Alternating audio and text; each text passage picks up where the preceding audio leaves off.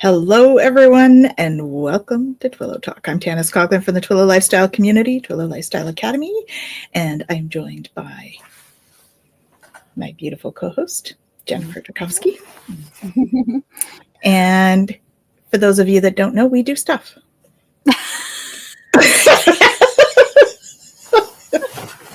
It's an ongoing joke for those of you that have watched our last 3 years.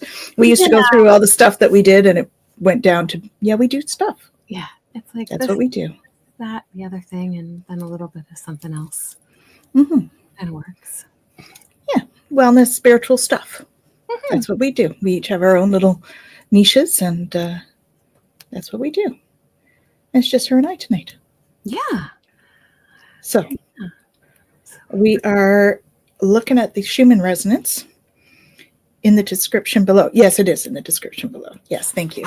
We should say hello to everybody. There's Kaylee. Hello, hello. Hello, Kaylee. And we have Hypnocity, which is Nalani. Welcome, welcome. And this is why I said yes in the description below. Yes, stuff is in this description below. The stuff that we're talking about. Yes, indeed. And so we've had quite a week. We had another eclipse, right? 29th to 30th, something like that. And we've had some spikes. Oh my. Yes, you have had big changes. Look at this. Big changes in my life. Stepson moved in with 2 kids, 5, 10, and 2 dogs. Yikes. Wow.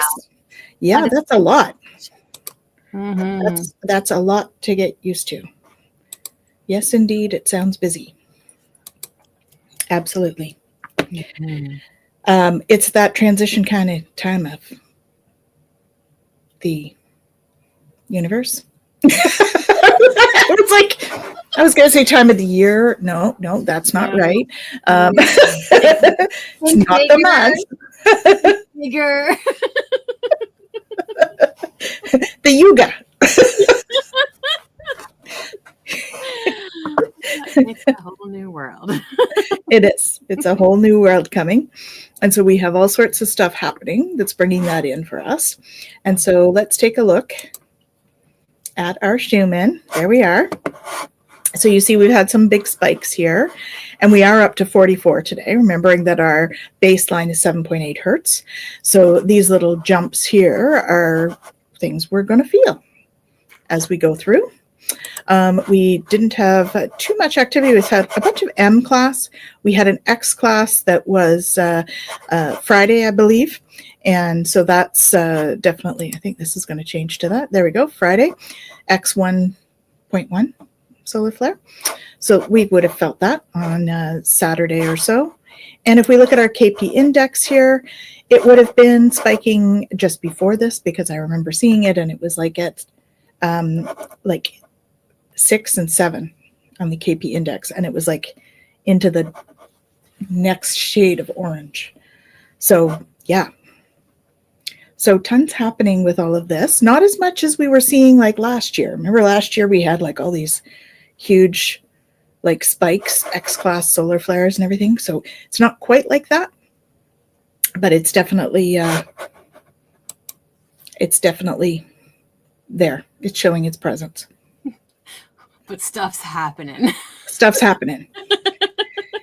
Those spikies we're going to feel, right? And even 44, we feel it. Mm-hmm. And we've had spikes up to 80 and stuff in the last couple of weeks, 80 and 90. And we've had a bunch of blackouts, which is often either the equipment's not functioning properly, or it's like off the charts stuff. So it's usually one or the other. We've had a bunch of them, so I don't think it's malfunctioning equipment. Just saying. Yeah. Well, and again, you notice, right, the big flares, and then all of a sudden the Earth is responding because she responds to the sun, right? So that is part of exactly all of this energy, and we're in the middle of it. Yep. We are indeed. So yes, we would feel some of that for sure. That does definitely have an effect. earthquakes and whatnot. It's kind of a chicken and egg thing. I'm not sure if the Schumann rises because of the earthquake or the earthquake is because the Schumann is rising. It's probably a chicken and egg kind of situation, I would think. So, yep, we're sending hypnicity, energy, and calm for her new lifestyle. And she says thank you. So, what do we got going on for the transit? Our other stuff, our transits? Yeah. Don't forget to like and subscribe if you're new. Please, that would be great. Then you'll know when we are coming on. So, yeah, transits. So yesterday we switched into the gate 21. And so the gate 21 is, well, it's the gate of biting through, right? So here we go. And so it's the gate of biting through, which is the energy of the hunter or huntress. So this idea of strength of will is a big part of this energy right now. And it's moving us from the shadow of control to the siddhi of valor through the gift of authority. And so we're going to be noticing this energy around control, right? And how is that showing up in our lives over the next, course of, this 0.5 days. When did this start? Yesterday. Makes sense. Did you feel it? I did. I didn't want somebody telling me what to do. Yeah. Well, there you go. Because really, I mean, that is it. This week, the energy around it is this idea of where am I, either feeling like I'm being challenged or asked to let go of control, or on the other side, like, where is it that I have to stand up for myself against being, somebody trying to take control, right? So there is this kind of push-pull energy, and there always is, right? So the victim state of the shadow here is the energy that we need to be in control.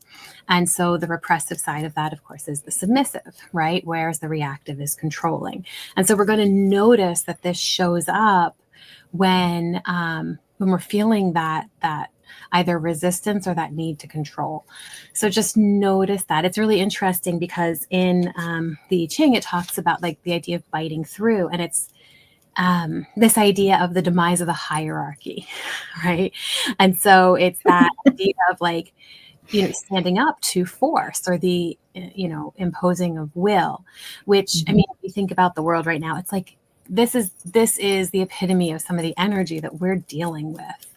Definitely. And we look at that and go, okay, so what is the gift energy of that? Like, how are we able to transmute this?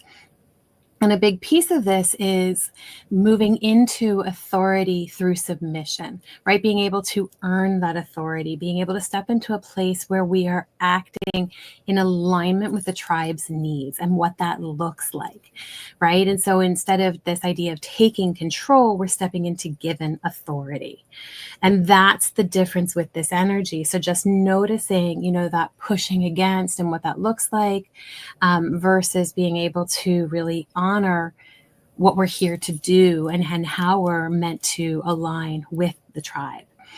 And then the siddhi for this, that idea of valor, really comes from a place of surrender. And that can be very hard, especially when we're feeling this power or control trying to take over. But the idea here is that we get to a place where when we act from a place of divine will, right? That connection with higher self, that ability to tap into that energy. And that helps us to know exactly when it is time to take up that sword, right? And so, one of the things with this energy that Richard Rudd talks about, Richard Rudd did the Gene Keys, is that, when we have an open heart, we're not afraid to wield the sword in the name of love, but we have to do it in a way that honors that and not us trying to take that power. Does that make sense? Mm-hmm. Mm-hmm. So it's definitely an interesting energy for the time that we're in, and it makes a lot of sense with a lot of the things that we're going through. Mm-hmm. Mm-hmm. Definitely. What do you think, you guys? Are you guys feeling that? Yeah. Yeah, it's Allowing things to just flow through is a challenge, I think, for many of us as we, move into this new time when everything is changing and everything is new and there's different attitudes and a different way of thinking about things that's trying to emerge within the collective. And yeah, interesting. Yeah, and it's not easy. Like at no point are we saying like all of this is just like easy peasy, especially if we're paying attention to things that are happening. But so much of this work and even this ability to step into valor right now with this energy is, can I, again, take that step back? You know, how we talk about maybe stepping away from the inundation of everything that's happening and being able to allow ourselves to go, okay, what do I have the ability to impact? And how can I make the best of that, right? How can I show up for my family? How can I show up for my friends? How can I show up for those in my community in ways that allow me to be the best version of me, right? Without getting caught up in the... And I think that's something that's come up for me in terms of this too, or for us actually, in terms of this is like, how do we show up for our community and still make sure that we're doing enough self-care? Mm-hmm. Because that has to be priority as well, but also being there for the community. And I think just and everybody in the community is responsible for the same thing, right? Because that's what community is. We all support each other. And so that's the balance thing, right? Making sure that we're in that. And Hypnocity is saying there's deception at every turn in terms of the collective. And the other side of that is discernment, right? In terms of figuring out, so if this is deception, how am I going to discern what is real in this? And stepping into that. Kaylee says, that's what I've been doing, trying to actively flow. It takes effort, but I've been very proud of the progress I'm seeing in myself. Great. I've learned enough that fighting it is just exhausting and you aren't going to end up necessarily where you want to be anyways. Mm-hmm. Exactly. We're going to end up where we're meant to be, not always what we would hope. Yeah, and we can end up there through surrender and all to the universe and the plan, or we can go there kicking and screaming, but we're getting there. Usually that's the case, yes. Mm-hmm. Self-care and go with the flow. That's right, Shem. Thanks for joining us. Yeah, absolutely. Yeah. Yeah, sure. It's pretty amazing when we think about, even I was reflecting the other day just on all of the things that, we've come through, whether it's even just in this life or in other lives or whatever it is, right? And how do we navigate that, and how do we work to heal that? Mm-hmm. Yeah, because it is a big time to do past life healing. Mm-hmm.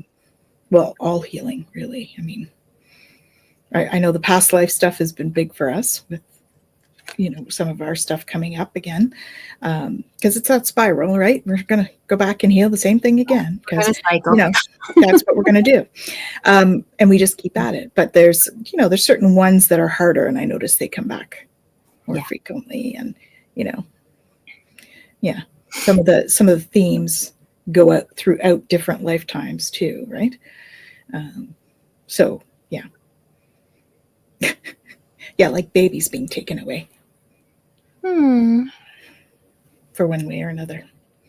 That's one that's been not in this lifetime, guys, but in other lifetimes it's happened. Mm-hmm. Whether it's, death or through whatever. Yeah. All sorts of different things. So we tend to see themes like that. So we have to heal those as they come up, right? Mm-hmm. So that's just one example, but. Yeah. You had 18 lives with Merlin? That's awesome. I've had a couple too. You were tapping into his magic, weren't you? Among other things.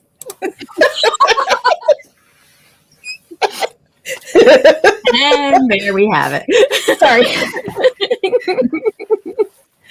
I had a lifetime with Merlin too.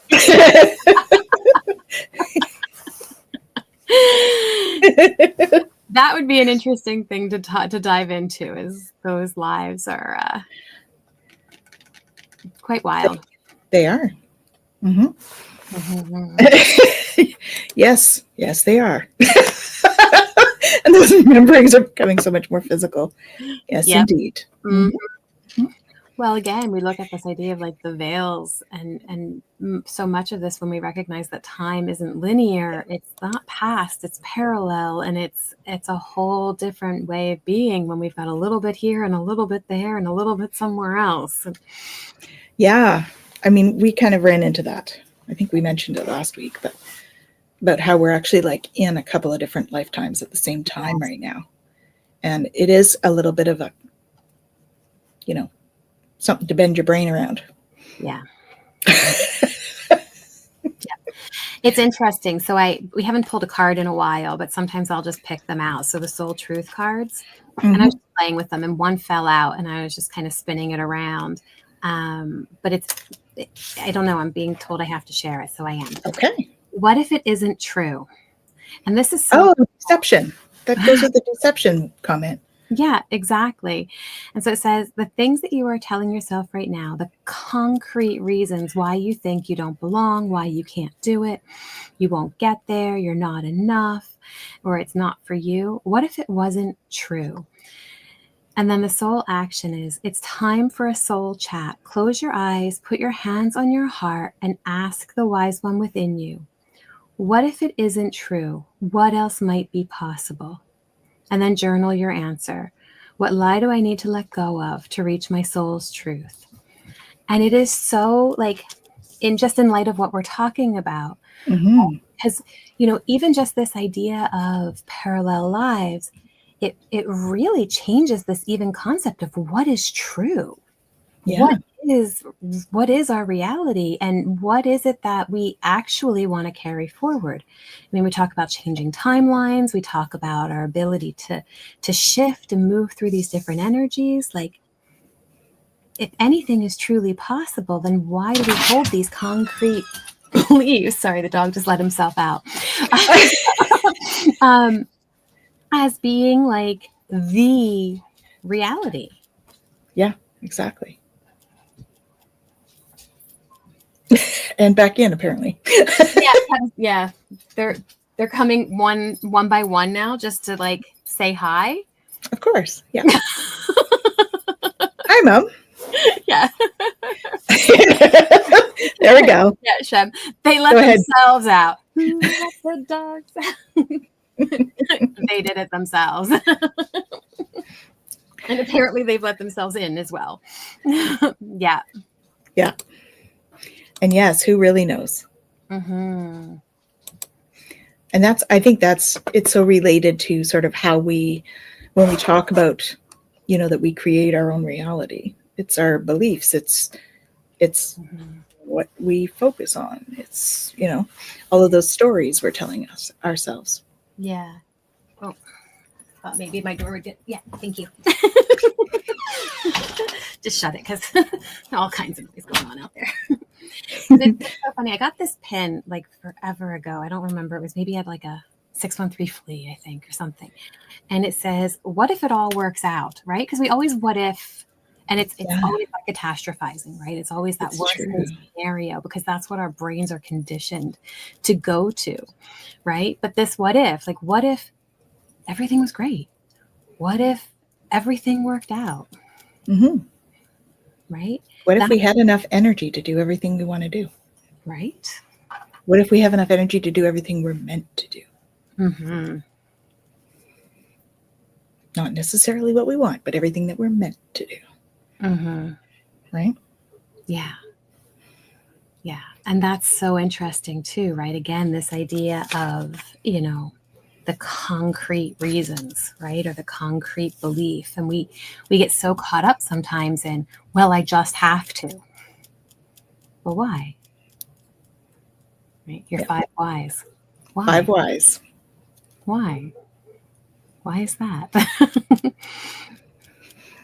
Right? Oh, Kaylee has a sign that says, think about what could go right. Love it. Mm-hmm. Love it. Definitely. Yeah. Yeah, it's amazing how much our brains have this like negativity bias, right? Mm-hmm. Well, And- that's our fear-based society, right? Mm-hmm. Yeah. But I mean, you think about, and you know, I've seen this like firsthand, even with myself, right? Like you're looking for something and you go to look for the reviews. And there's like 1,000 really awesome reviews. And then there's a negative review and you're like, oh no. Maybe what if those other 1,000 reviews are made up or not right, or right? Because you're It's just true. because we're so, you know, conditioned to kind of go, oh, maybe it's not as good as we think it's going to be, or maybe it's not, right? Mm-hmm.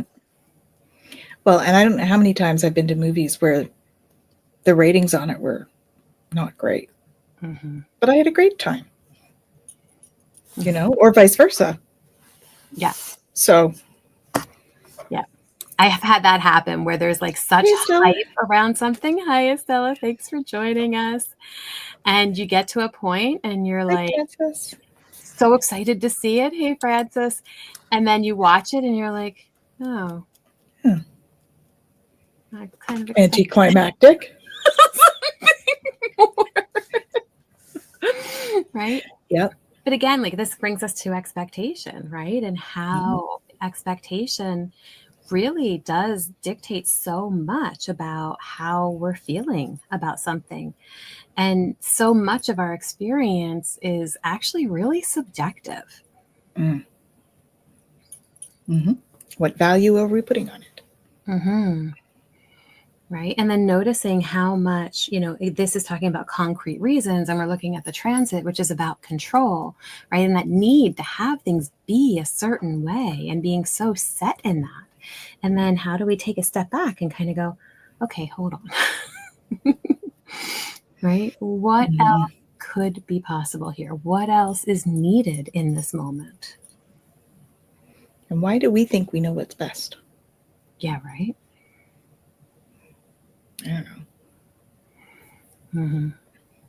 There's a Baha'i prayer, and a part of it says, you are more friend to me than I am to myself. Right? And it is very much that energy, right? Like we think we know, and we don't know. I say that to the dogs all the time. I look at them like, you guys don't know. You just don't know. But like, I think that like our spirit guides do that to us. Yeah, they do. Don't know. Absolutely, they do. I get the eye roll regularly. There she goes again.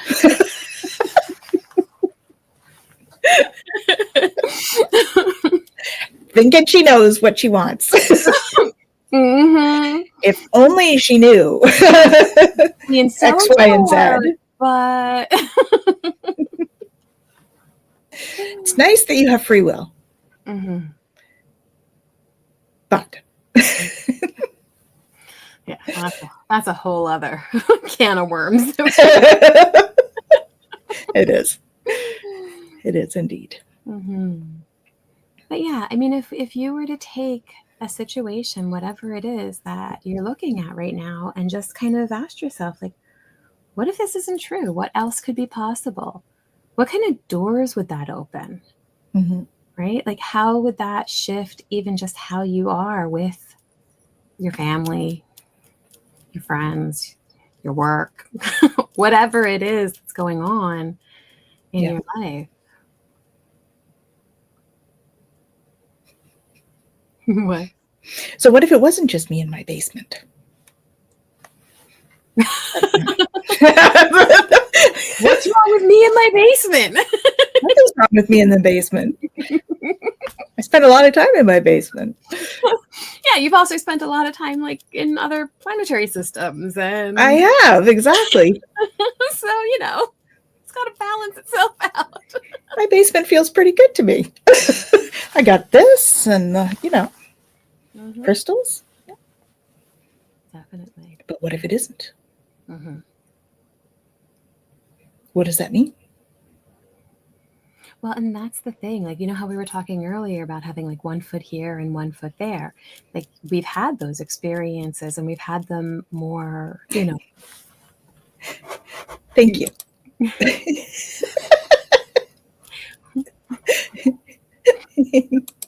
Right? Hello, Catherine. Yeah. But we are, yeah, okay, just me in the basement, but also me in this other lifetime and this other lifetime and this other reality and all of that kind of culminating to, this beautiful unfolding that's been happening. Yeah. Jen and I have an interesting couple of weeks. Yeah. Maybe I'm talking too cryptically about these last couple of weeks. You can share whatever you feel. Mm-hmm. Yes, what if everything is an illusion? Mm-hmm. What if it is? Yeah. Well, does that change our experience of it? Does it need to change our experience of it? Yeah. It's so fascinating because in a lot of ways it really is. Right? Like we're here, but our perception dictates everything. And so how much of it is actually real and how much of it is illusion? Like I love Yogananda and he talks about, this life is a movie show, right? Mm-hmm. We're watching it and we can sit back and we can just watch it unfold, or we can jump up on the stage and act out one of the characters or several of the characters. We're doing several right now. Yeah. I think I'm in all 3 of those right now. All 3 of those lifetimes on and off. Yeah. The big ones for us that keep coming up. Yeah. Yeah. It's interesting. Yes, exactly. Would we take more risks? And why don't we? Mm-hmm. Well, and what we're all guilty of that at times, what right? holds us back? Exactly. Fear, right? But they all say fear is an illusion. Mm-hmm. They. Do you see that? They. Yeah. The they, not the they. It's the they. The they. They. The general. Them. Yeah. They. The royal we all say. No, we don't say. They say. They say. It's an illusion. Feels pretty real when you're in the body like we are. Fear. Yeah, it can. But again, like the mind can make anything real. Mm-hmm. Exactly. And so it's really fascinating. Like I've used this example before, but everything's great. You're getting ready for a movie night and you're walking around, you're getting your popcorn, you're turning out the lights, getting snuggled in. And then you're watching the movie and there's a jump scare or there's something, whatever. Or maybe I don't watch scary movies, but maybe it's a scary movie. Right. And then all of a sudden you're like, maybe I'll just turn this little light on and maybe I'll just turn that light on too. I should just double check and make sure the doors are locked. I'm still in the exact same space and I'm still the same amount of safe as I was before, right? Yep. Something in the mind has shifted and therefore my perception of my reality has shifted. Yeah. Right? Exactly. And it's pretty incredible how we can do that to ourselves. Mm-hmm. Right? But if we can shift it that way, we can shift it other ways too. Exactly. Energy management. Because where the energy goes, or where your focus is, that's where your energy flows, right? Mm-hmm. So we can focus on those scary things in the movie. Or we can focus on the nice cozy blanket and the popcorn and the company. Mm-hmm. Yeah. Yeah. It's pretty awesome. The other thing that comes to mind when we're talking about like this idea of the illusion, I don't know if you guys have read like the 4 Agreements. I forget his name, Ruiz or Ru. Yeah, Miguel Ruiz. Is that his name? I'm going to leave it to you because I don't remember. But you guys, I mean, you say 4 agreements, people generally know what you're talking about. But he wrote another book, The Fifth Agreement. And in there, he talks about going into a theater, and it's this meditation. And you go into the theater and you're looking around at all the movies that are playing. And the first one is like, that's my name. Okay. So you go into that theater and you sit down and you start watching the movie. And sure enough, like that's you and that's your partner and that's your, maybe your kids or your parents or your friends or whatever it is, your coworkers. And you're like, oh yeah, this is my movie. Okay. You're like, who's watching this? And you look over and there's one person in the theater and it's you. Oh. You're like, huh. Okay. Okay. All right. Well, I know this story. So out you go. Right. Let me check out another movie. And then you go into, you're looking around and you're like, oh, that's my, say, partner, right? His name on the theater. And you're like, all right, let me go in here. And you go in and you're watching it and you're like, kind of looks like me, but that's not really me. And that is not my partner.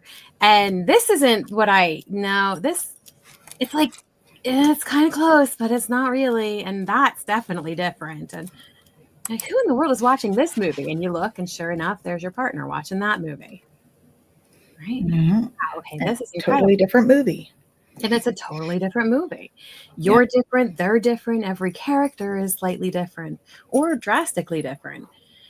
You're like, okay, this is weird. So you go into another theater, right? And another, and you realize every single movie is playing the exact same scenes, but they're completely different, right? And we begin to understand that this idea of our reality is the most subjective thing we can possibly experience because we all experience it very uniquely. Yeah. Don Miguel Ruiz. There you go. I had to look it up. I know. I'm horrible with names. Me too. Yeah. But but the stories I got. Stories are good. We like the stories. Yeah. But it's amazing. We understand that, the more that we get into a place where we actually doubt our mind and the things that our mind tells us and the way that it organizes things and the way that it tries to perceive, the freer we actually are to just have an experience. And be in the moment. Yeah. Because we're always judging, what or presuming what's going to happen or presuming what somebody else is thinking about a situation. Do you know how many times we're wrong? A lot. Almost all the time. Because we just don't know. Like we said earlier, we just don't know. No. Because we're just humans. The mantra. I'm just going to tell myself, silly, you don't know. Every time I go to perceive, no, silly, you don't know. You don't know.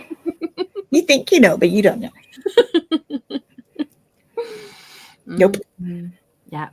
But this idea of like concrete, right? That I think it just goes right out the window because it's like, okay, but nothing is that concrete.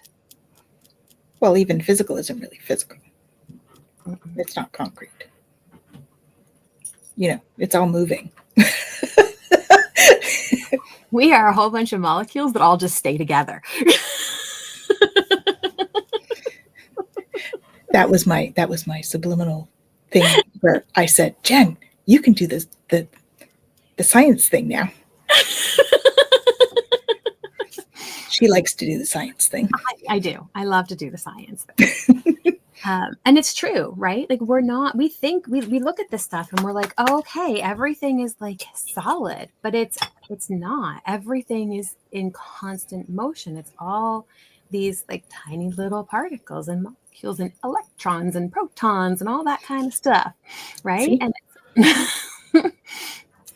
And it's all in constant reaction to everything around it. It's just that the way that it's perceived, it puts these things together for us, right? And so we go, oh, okay, glass of water, got it, right? But But ultimately, like, because everything is in this place of shifting on a very quantum level, like, we recognize that whatever we think something is not necessarily what it actually is. Right? And then we bring that down to consciousness, and that changes everything all over again. Right? And so, I mean, we can start to look at, even, when we look at, the quantum mechanics of things and this idea of collapse, and what does that look like? So that nothing is actually what it is until it's observed. Well, who's observing it? Well, consciousness is observing it. Okay, but what does that mean? And then how does that play out in our reality? And because we have all this programming up here, we end up having filters on everything that we observe. And so now, instead of observing anything new from that actual collective consciousness, which we're able to tap into, we start filtering it all, and then we never have a new experience. That kind of sucks. Right. And the positive spin on that? Again, well, Shem says, right, everything is energy. And if we can recognize that everything is energy, then everything is always in motion, which means things can be different. They don't have to be what we think they're going to be. And just because our mind decides that it wants to put this filter on doesn't mean that that's how we have to actually see it. Right? And we can change our filters. We can change our filters, but it takes time and it takes awareness.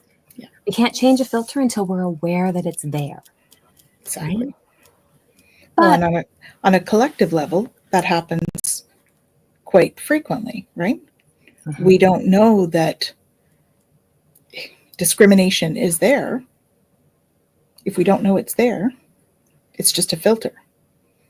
But then when it's brought to our attention, we're like, oh, wow, yeah, okay. Mm-hmm. Right? And then we have an opportunity. We can change that and take that filter off and go, okay. Which we hope that's the case. Right? Exactly. Mm-hmm. And sadly, there's going to be people who go, I love my filter. I want to keep my filter. But if many of us, as many as possible, could actually take it off, the world could change drastically. Let's go out there and change our filters, folks. Right? From all the fear stuff to the love stuff. That's what we mean when we make decisions out of love instead of fear. Mm-hmm. Melanie says, reframe it. Exactly. Mm-hmm. And Catherine says, I'm learning that in my meditation classes. Awesome. Awesome. Mm-hmm. Yeah, meditation is more than just closing your eyes. There's way more. Mm-hmm. Especially when you add in astral travel and the other lifetimes and the messages that come in during that time. And anyway. Well, that's it. I mean, meditation allows for us to, depending on the terminology you use, tap into the quantum field, or tap into the oneness of all things, or tap into the universal energy, right? Like, I don't care what you call it, but it allows us to tap into that which is greater than us, that which is beyond even our entanglement with one another, right? Like, it's the all of everything. And there is so much possibility there that we have access to, but we have to, well, surrender in order to tap into it. And we have come full circle, folks. It didn't even take us the whole hour. It didn't. We're done. Our job's done. Okay, adios. Goodbye. No. You're not done with us yet, sorry. You're stuck with us for another 15. So, surrendering is not easy, though, right? No matter where we are on our little path or journey, surrendering is not an easy thing, because we're told from a very young age to do things certain ways, and that it has to be that way. And so here's a filter. I want you to look at this through this filter, please. And that's how it needs to be. Mm-hmm. Yeah. Right? And we learn that in order to be loved, accepted, worthy, whatever it is, that we have to show up with that filter. Yeah. Right. Do we? And here, let me geek out on the psychology side for a minute. So in developmental needs meeting strategy, which is an offshoot of EMDR with bringing in parts work, they talk about what's called a maladaptive interject. Big term for a child or teenage part of ourselves that picks up the mask of the person who's constantly telling us what to do in order to keep the child part of us in behaving properly. Right? Oh, and so here okay. we are, and we notice this, right? How many times do we say to ourselves, like, oh, smarten up. Oh, don't do that. You're not supposed to do that. That's not appropriate. That's not the way we behave. That's not, right? Like those kind of Yes. pieces where it's like, okay, this isn't my voice. This is somebody else who has said this to me. And now I'm saying it to myself. It's like, okay, whose mask am I wearing right now Yeah. that has this narrative? And I'm sure that if we really think about it, we can probably trace it back to somebody. But even if we can't, all we have to do is go, whew, this is a mask and I don't want to wear it.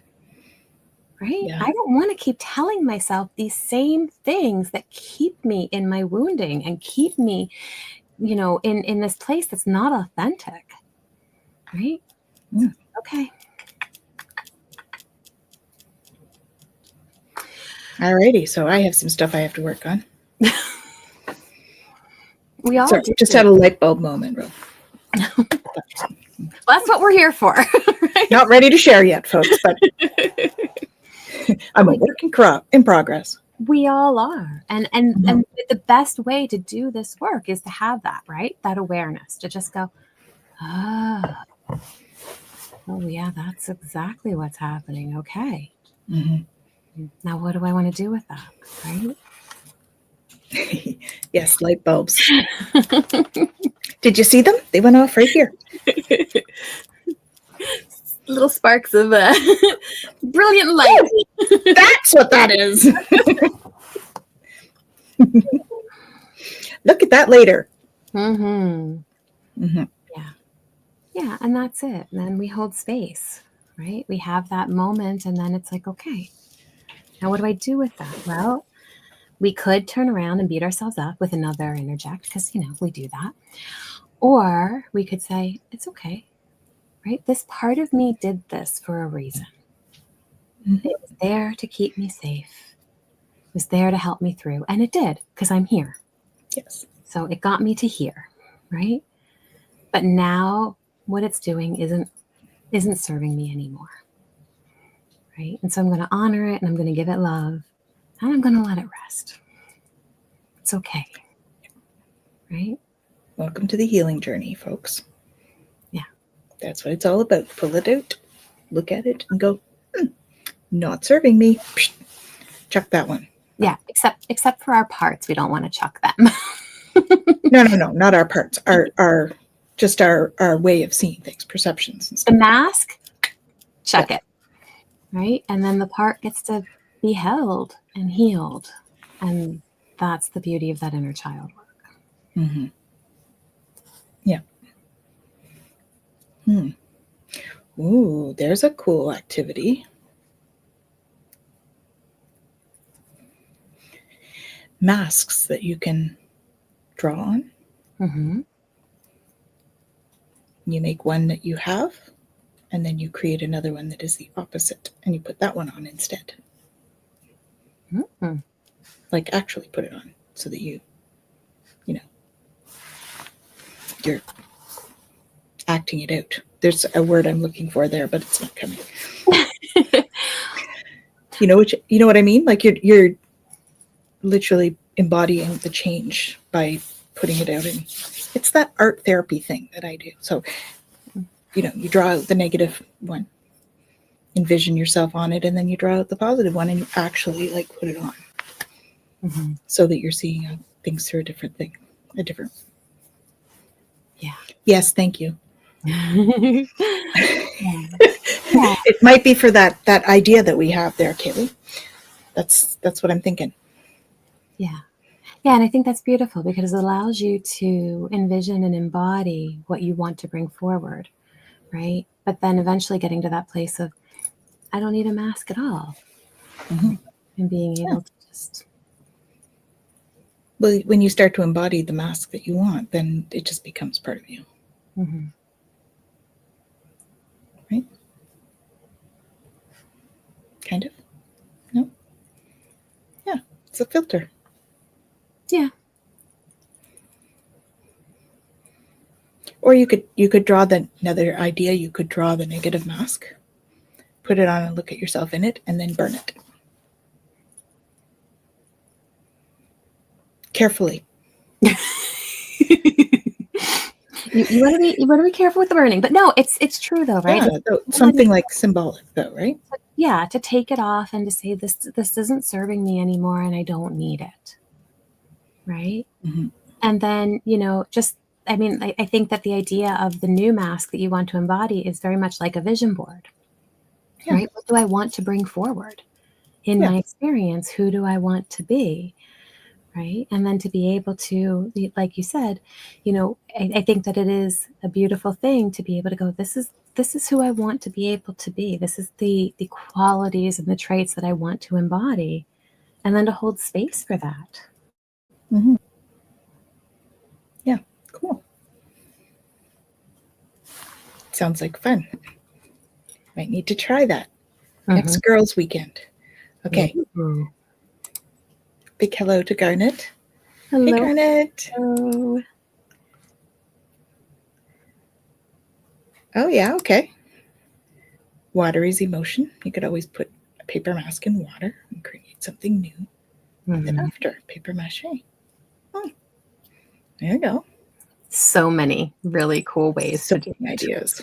It's all about the symbolic stuff, right? So what do you guys do that's symbolic for your healing journey? I think a lot of us do things like the burning ceremony where we write down things that we want to change and then we burn them at the full moon or whenever. What other things do you guys do? Like the mask, like a burning ceremony. What do you do? What do you do? Yeah. Or oh, you're asking me what I do. Yeah, I'm asking them too, but yes, shower and more. Yes, definitely. Mm-hmm. Definitely. Yeah. Yeah. It's interesting, like you say, shower, and I love water in general and the ability that water has to cleanse and transmute and all of that.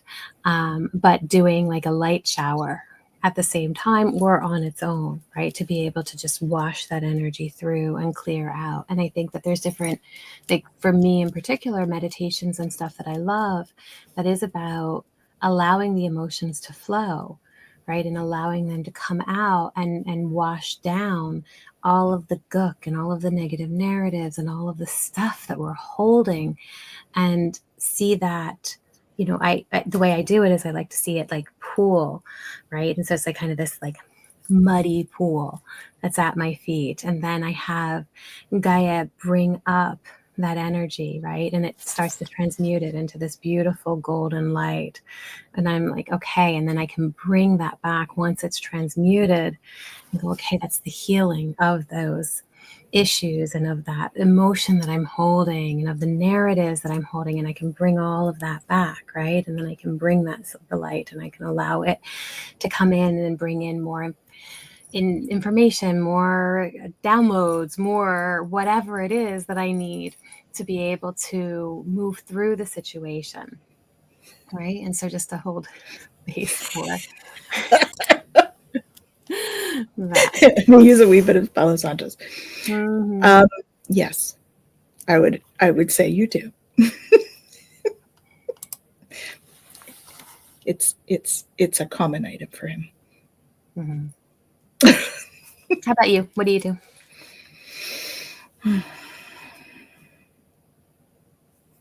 Well, I do my rituals. I think the water thing is definitely part of that as well. Yeah.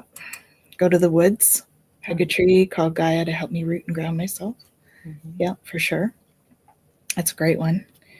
Yeah, I think if we're talking cleansing and stuff, I do smudge, or I have a clearing spray that I use with essential oils that I love. The visuals as well. And sometimes I'll get in the tub and I will make it into holy water. So then it's very cleansing. Mm-hmm. I love it tingly too. It's nice. Yeah, those kinds of things, or the sound. I really like sound for transmuting that stuff. And breathe. Breathing is good. Breathing is very good. Yes. And we definitely don't breathe enough in the very deep breathing. Definitely. Definitely.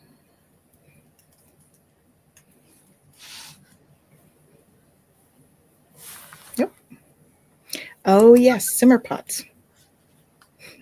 And you sent that at 5:55. Just saying.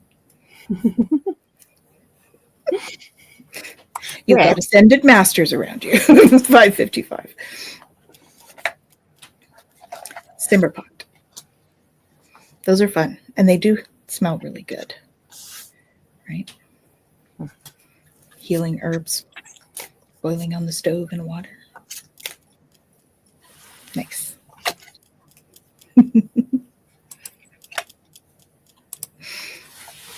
He likes the simmer pots.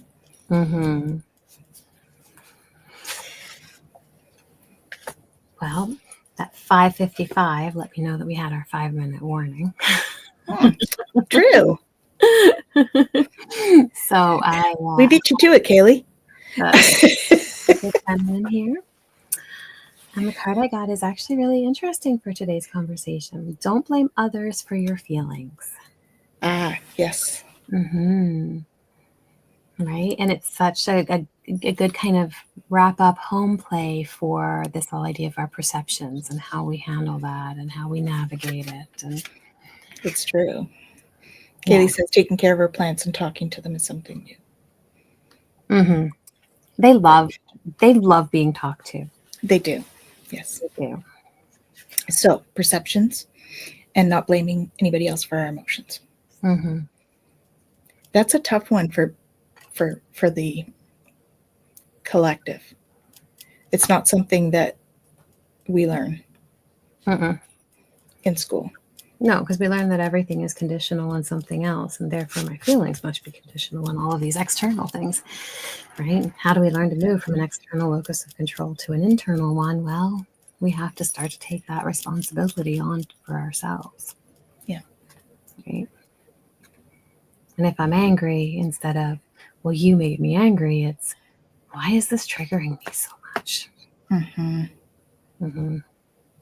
Why is this a trigger?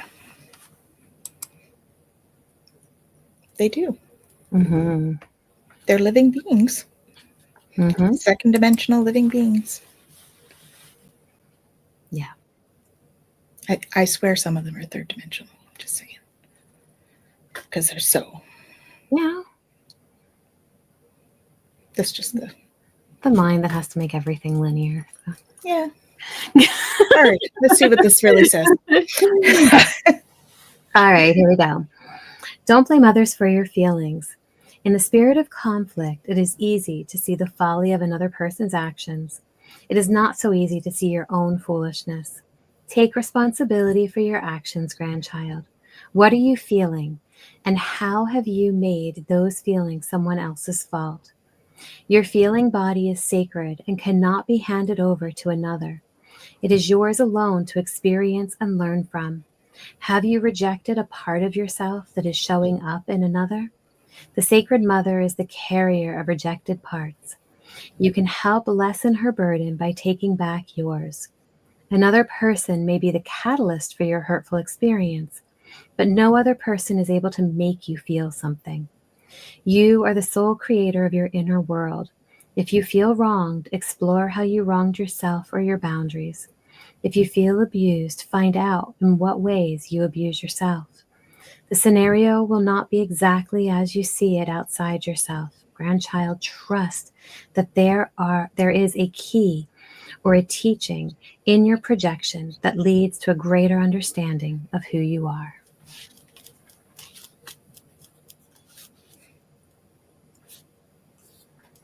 Deep, huh? Mm-hmm. Mm. Yeah, and so in line with the conversation. So again, Definitely. Yep. Yeah. That's our filters. Mm-hmm. How are we filtering that? Yeah.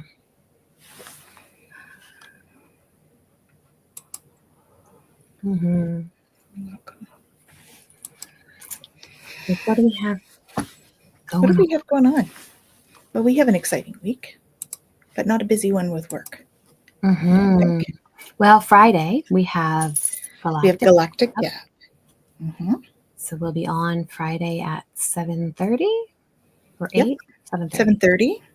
7:30. And we have Mystic Messages on Sunday. And we have Mystic Messages on Sunday. At 7:30. At 7:30. So yeah, we have a few things coming up. We do. Mm-hmm. We have something else to talk about after the show, too. Sounds good. Don't let me forget. Awesome. Okay. Thank you. And I think I should just double check. Me too. Because I think it's the first Tuesday of the month is Susan and Rachel's support group.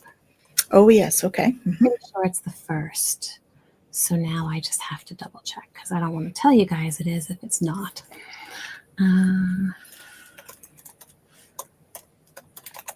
We have that. And our support group is will be on the 19th of April. Mm-hmm. That's when ours is. Yeah. So theirs is, it's the first. So it's it's tomorrow. Right? At 6 Eastern.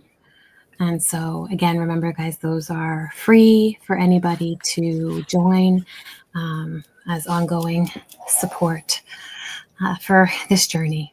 So beinghuman.org/support-groups. And Susan is awesome. She was on the show with us. And so is Rachel. So check that out. Mm-hmm. Awesome. And I think that's all we have going on right now this week. That's still a lot. We'll see you guys on Friday. We'll see you guys on Sunday. Yeah. Messages is our live card readings. That's right. So live card reading Sunday night. Mm-hmm. All right. Good to go. So I guess we're saying goodbye now. Do we have somebody on next week? Oh, that's a good question. I don't think I have that open yet. It's not Gerald's week yet, is it? No, Gerald's week I think is in 2. 2 weeks. I think he's the second week of the month, right?